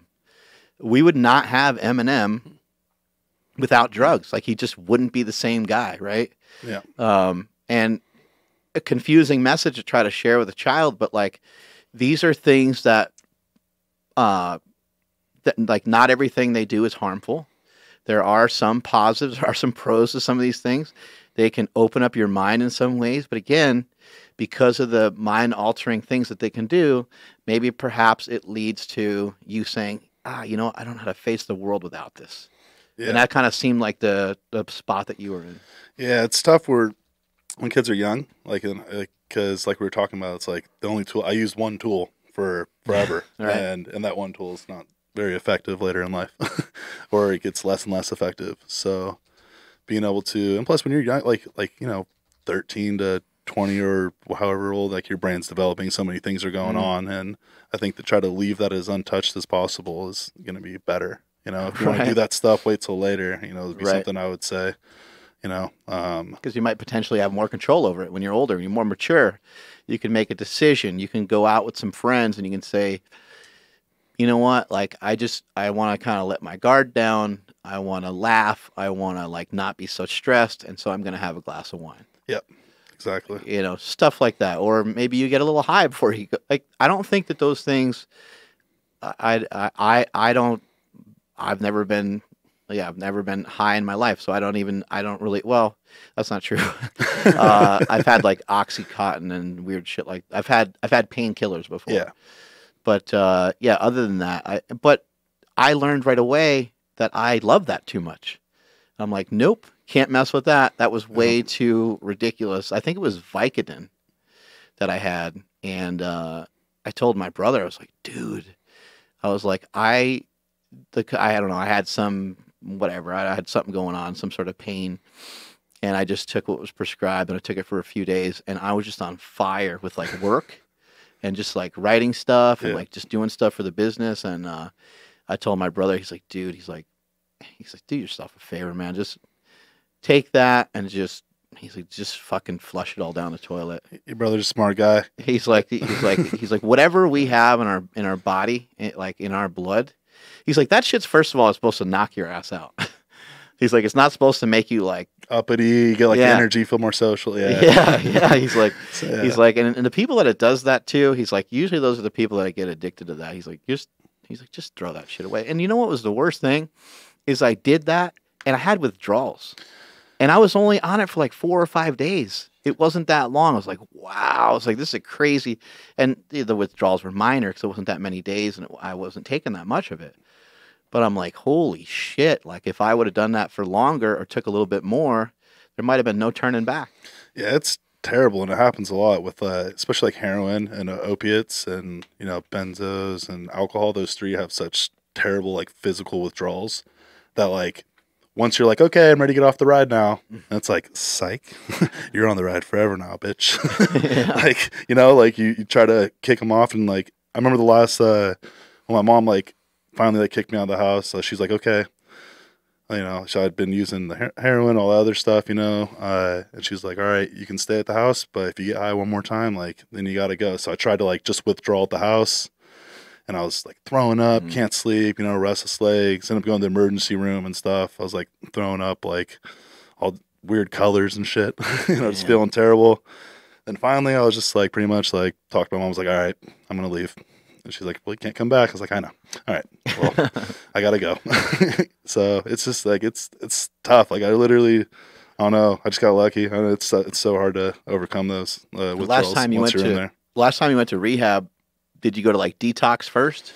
This one was actually like they have like a little bit of both there. And I'd been there before too. So like I knew the lady that ran it and stuff. So she let me, normally they would have you probably in the state that I was in, like they would probably put you in a couple of days of detox, but let me just detox there. I was like, I've been up for like 4 days or something, like it's like seeing little like stuff in my peripheral. What is detoxing like so people that are listening can understand a little bit better? Isn't it kind of like you come off of the things you came off of, but it's like under the care of some people that are going to prescribe you maybe some other drugs to help you get through, to help mitigate some of that, right? Yeah. So, because you can die off of certain things, right? If yeah. you just So come benzos and alcohol you can die from, and then opiates you just wish you're dead, but you won't actually die.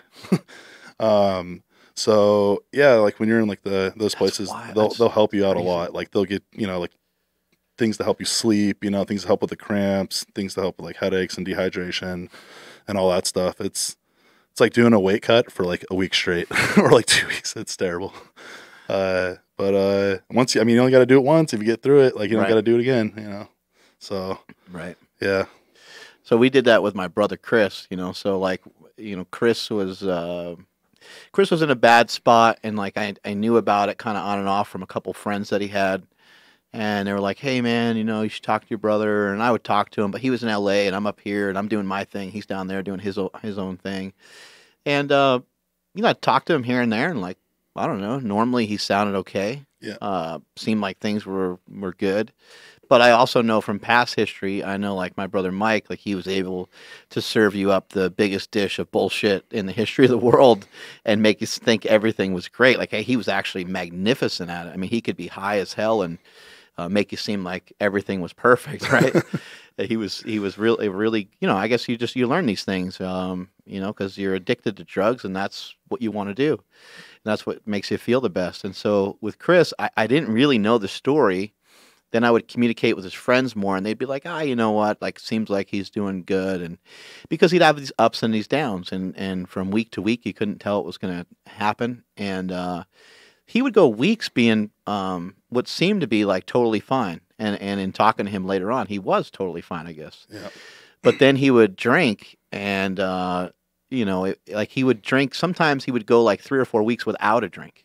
Yeah. And then he would just boom, he would just get like, hammered to the point where he'd nearly die. And he had a couple of episodes like that. And then finally, I got a call from his, I did talk to him about it a little bit. I was like, hey, everything okay? And he's like, yeah, man. He's like, I was drinking a lot. And he's like, I kind of, I cut back. And so then he was good for like 2 months. But then I got a call from his girlfriend, like in the middle of the night. And she was like, it's your brother. And I was like, whoa. Like, what's going on? Because she was like crying. Yeah. And I was like, I'm like, don't tell me he's fucking dead. I can't handle this. And, having another brother dead, Yeah. And so, I kind of talked her through that. She was like, no, he's passed out. He's in his apartment. And, I said, okay, well, I need you to, go inside the apartment, make sure he's okay. And just take his keys and, make sure he doesn't try to drive anywhere or whatever. She's like, oh, he's not going to be able to drive anywhere. And I was like, well, just still, make sure he's alive, A, and B, take his keys so that even if he does at some point want to go somewhere, he can't hurt himself and that kind of stuff. And so she did all that. And then I talked to my wife and I said, you know what, like with my oldest brother, at the time, I didn't have like the means to really do anything. I didn't have the finances. And I also didn't really know what to do. Like his situation was kind of complicated because a lot of times he wouldn't be able to get help for being bipolar until he like came off of drugs. Yeah, it's really weird with that stuff. Like if you're taking other drugs, like they won't prescribe, like, which is like okay, but. You see the problem here, right, doctors? I can see the problem here. Yeah. Yeah. And it's like, so for him, it was very complicated on like how to get help, where to go, and these different things. But with Chris, I talked to my wife and I said, we got to get him up here right away. And I don't know what we're going to do with him, but let's have like an intervention and then we'll figure out stuff from there.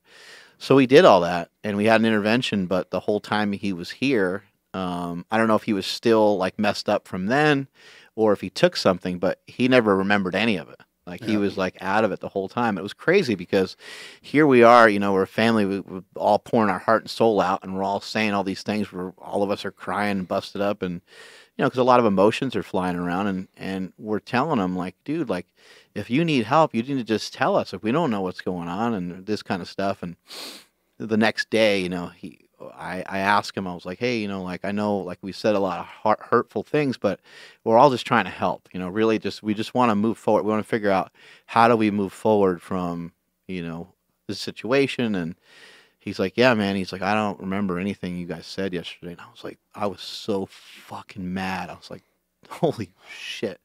And so at that point, I realized, I was like, okay, well, I'm not I don't know anything, you know, and I'm not a professional. And so we called one of our family friends that was addicted to alcohol, and she recommended like a place that he can go to, like detox. Yeah. And so then we sent him there. He went there for like 7-8 days or something like that.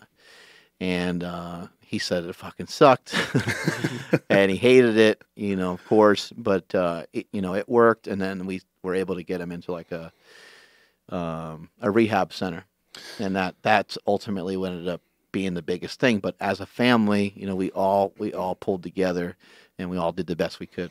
I mean, that's probably what it takes to just have a chance. Is Right. you got to get everybody's got to be on the same page. Everybody's got to kind of like a move team. as like a unit. Yeah. So I know, like when my mom hired an interventionist, I guess you call them, to come over, and her whole thing was like that. It's more like an intervention on the family than like the addict. Right. It's more like, hey, this is what you guys need to do. Because, I mean, if you're depending on like the person that's like fucked up to like follow some sort of structure and rules, that's a bad plan. But, you know, if they're like, that's why it's so important to get that person to a detox. Well, Because they're not going to be able to person- receive any information Yeah. until they're actually a little bit clear. Yeah, it makes Because sense. they're just someone else, you know? I mean, Yeah. it's like I'm sure you've like looked at your brother, you're like, that looks like my brother, but his eyes are doing this weird thing and doesn't look like my brother. Yeah. No, So you got to like get them online first before you can actually like talk to them. Yeah, no, it was really scary. What do you recommend to people that might have a family member or might have somebody that, you know, the holidays are coming up, and a lot of times we run into, you know, our uncle that's got the problem, or sister-in-law, or whoever it might be. What would you recommend? Like, should you kind of reach out? Should you kind of say, like, you know, I always kind of recommend to people, like, you know, just really see how people are doing. Like, you know, it's one thing to say, hey, how you doing? That's like almost like just a greeting, but to really kind of check in with somebody, what do you suggest someone should do if they kind of know someone has a problem? I think if you're concerned with somebody, you know they have a problem. Like, I think like the reaction, and sometimes I'm guilty of this, is to be like, hey, like, what's going on? Like this, that, or the other, because you want it fast. But I think the real thing to do is, hey, man, like, what are you doing Saturday? Let's go hang out. Let's go out, you know, just hang out. If there's something wrong with them, they're probably going to bring it up in the 4 or 5 hours you guys are hanging out. Right. Or something, you know, and it's probably, they're not going to feel so like jumped on maybe. Right. So I think you just hang out with the people that you're concerned about and let it come out you know, more organically. Yeah, they're not going to mention it to you at the Thanksgiving family gathering. They're not going to pour their heart and soul out to you. Like so with my little cousins, you know, I always try to make time to go see them, you know, because I know it's like, you know, pretty important, good to have like positive male people around, you know, so I try to always make sure to make time to see them. And I used to just like call them, like, all right, what's going on? You're not fucking up, are you? You know, you can't just like sit there and run through. You actually gotta go hang out. What you doing right now, bro? Yeah, pick them up, you know, chill, go get some food, you know, actually have a day together, and then throughout the day they're gonna tell you what's up. Yeah. So that's probably the best way to go, I think. Just spend some time. There you go. What do you got coming up next? Other Other than battling it out with the manatee. battling out the manatee, well, we got the record breakers. Oh my God. We got the record breakers, and then after that, I'm going to Florida to Steffi's deadlift thingy there. She just got engaged. Look, yeah, I know her What and Hayden. What the? That's awesome. I think they copied Andrew.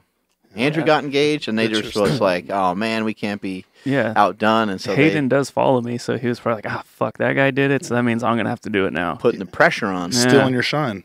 Yeah, exactly. Stealing your like, shine. whatever, dude. Like, just know who did it first. He couldn't have waited a couple more weeks or whatever. know. Like, he had to just. It's like when rappers drop an album on the same day. It's like, come on, man. We see you, Hayden. We see you. We see you. That's messed up. You know, it's funny because in person, he's pretty straightforward, but his posts are always so funny. On Instagram, his posts are hilarious. Yeah, some good ones. Yeah. They're like I don't know, like he has a great sense of humor. I always think it's awesome. So you're gonna go down there, and that's a meet as well, or did you say seminar? It's just I think they're just doing like a deadlift exhibition. It's like unsanctioned. That's like mid-December, right? Yeah, mid-December sometime. So that should be fun. And then I'm just gonna shut it down after that and just eat, get big, retire, and ride off into the sunset on Jesse Burdick's back. That's right.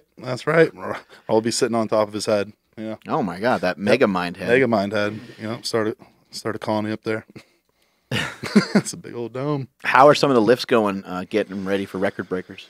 Well, since it was such a short turnaround, the volume's been pretty low. Both with like accessory work and barbell. Just trying to make sure my body is healthy for the day of. But it's been going pretty good so far. The last squat day didn't go quite as I wanted, but deadlifts are coming along well too. So, what's your favorite movie? Favorite movie? You look like a comedy guy to me. I like some comedies. All right, since we're on the comedies, man, favorite movie. It just depends what kind of mood I'm in, I guess. Also, a favorite movie I've seen lately or recently maybe is, man, I don't know. So many movies. I like. Well, for Halloween, any scary movies? I like watching the Freddy Krueger movies and stuff around like Halloween. No. That's my favorite. Terrifying. haunted my childhood. Severely. Yeah, I remember Freddy Krueger. That's a tough one to get past. Yeah, because it's like he gets you in your sleep. Right. What are you supposed to do? I'm trying to get some goddamn rest over here. I still have trouble sleeping because of that. Escape that guy, man. Yeah. There was a dope ass movie that scared the shit out of me. It was called In the Mouth of Madness. Okay. It was dope. Basically, this author was writing books, and he goes to some random town, and all his books start coming to life. But it's so dope. It's so sick. If I recommend anybody watch something for Halloween, it's that. All right, it's fucking dope. I'll have to check it out. Yeah. Me and Irene have been watching a lot of Stephen King movies lately because he had the show Castle Rock. So we watched Stand By Me. That's one of my favorite. That's one of my favorite movies. Actually. Stand By Me. That's a solid movie. How about anything on Netflix right now? On the old Netflix. Stand By Me. That's Stephen King, right? Yep. Yeah, Stephen King's he's Shawshank Redemption, Green Mile. Like, he's got everything, man. Andy Dufresne. Andy Dufresne. Yeah, we watched that recently, too. Yeah. Shawshank Redemption. Hey, but Pet Cemetery. That's one of my favorite horror movies. Yeah, boy, Pet Cemetery. That's a creepy one. That scares shit out of me, too. You know, my nephew is going as Chucky for Halloween, and he's like 5. Hambone. Perfect. He's gonna be so scary. Chucky. I used to have bad dreams about Chucky. Yeah, I used to, like that one. It's horrifying. That one got me a little bit. He does a little like little praying things like Adule de Mela. I was like Yeah. He's like taking the kid's body. Yeah. Pet Cemetery is terrifying too. Yeah, that cemetery's sweet, man. Yeah, it's really creepy. Because you're like, cool, I get my dog back. Wait. Yeah, he's a little different. He's gonna be a little different. You guys have he's got to go to rehab. You guys have some TV shows you like to watch together? Yeah, we got some shows we watch together. Game of Thrones, of course, and we're watching Westworld. And right now, we're pretty dry on shows right now. South Park. Been getting around on the South Park. Nice. We're watching the South Park together. Yeah, yep. So that's been fun. I like Ozark a lot. I've been watching that with Jason Bateman, right? Mm-hmm. Yeah, I keep hearing, man. Everybody keeps talking about Ozarks. It's good. It's good, and it just gets to be wild. The story just gets to be crazier and crazier and crazier as you start to rifle through some of it. I haven't had that. Cobra Kai. That's what I saw. Yeah, where he's drunk on the ground. Dude, it looks awesome. I was really into that show. Yeah. That shit's dope. I've seen a couple episodes. I got to start to freshen back up on it when it starts to come back. Yeah. When is it supposed to come back? I'll check right now, but I know for sure it was green lighted for a second season because I remember being pretty excited for it's it. pretty sweet. All right, I need to watch a few through. Yeah, somebody mentioned Black Mirror. Have you seen any of those? Black Mirror is I like Black Mirror, but I feel weird after I watch that shit. It's too trippy. Some of them, it's like puts me in a weird mood. I'm like, oh man, that's terrible. Yeah, makes you like the dating one was gnarly. Have you seen that one? I've seen them all. It's just sometimes a hard time like remembering. some of those shows really do mess with they really do mess with your emotions. Or you watch some of these like murder mystery shows and stuff, like the ones that are real is almost worse. Yeah. They're creepy. It just puts a lot of crazy thought in your head that probably shouldn't be there. Well, the one that's so relatable on Black Mirror is where like basically your credit score is kind of based off of your overall rating based on how many likes you get from people. Oh. So it's like if you and I have a conversation, like, dude, Mark, help me with my deadlift, 5 stars. Yep. And then, I go to Jeremy and he says that my deadlift looked like shit. Dude, you know what? One star, motherfucker. And then that messes up your overall rating. So when you try to go buy a house or something, they look at your, it's like your Yelp rating. Yeah. It's like, hey, dude, you got to maintain like a 800 if you want to live in this neighborhood. And it just, this girl, you just see all the struggles that she goes through to She goes to the wedding, right? Yeah. Fucks it up. Yep. I remember that one. She gets so many downvotes, she goes to jail. So I'm just thinking, like, dude, this is not far off. Like, for like the we're heading there. Yeah, exactly. Yeah. It's a trip, but that's probably been my favorite. Like, that show's really the premises they have on that show are pretty spot on. Yeah, like wow, I could kind of see that happening a little bit. I used to watch that shit when I had to download it illegally when it was only like in the UK. Yeah, that's how long I go back. Seems like our Twilight Zone. It is. Yeah, it absolutely is. That's definitely. The shit. So, Jeremy, you nearly died a couple times, right? Yep. Were you ever actually pronounced dead? Cardiac arrest. Oh my God. God! They said. Damn. That's pretty crazy. Any of the things that you have overcome, do any of those things play a factor in your actual lifting? Like, do you ever kind of like go to some of these dark places to try to draw out a really strong, powerful lift, or do you just kind of concentrate on the lift itself? I don't know. I kind of just, I don't know. Sometimes I'll think like, oh man, I'm like so lucky to be here lifting. Like this is great. I mean, I just try to like think of sometimes. I try to be more. I try not to go to like super dark place and do all that stuff because I feel like if I get too hyped, if I try to do too much of that, I feel like I miss something, like especially with like squat, maybe with the deadlift, you can go a little bit more nuts, but even there, I try to be more reserved. And when I like think about like that stuff, I'm just more like, oh man, hey, like be grateful to be here. Like no matter what happens, like it's good. Like you, like this is like extra credit for you. Right. Like you're here lifting weights, like you're in a situation in life where you get to spend, all these hours in the gym working out. You're very lucky. So I kind of just, that stuff kind of keeps me like calm.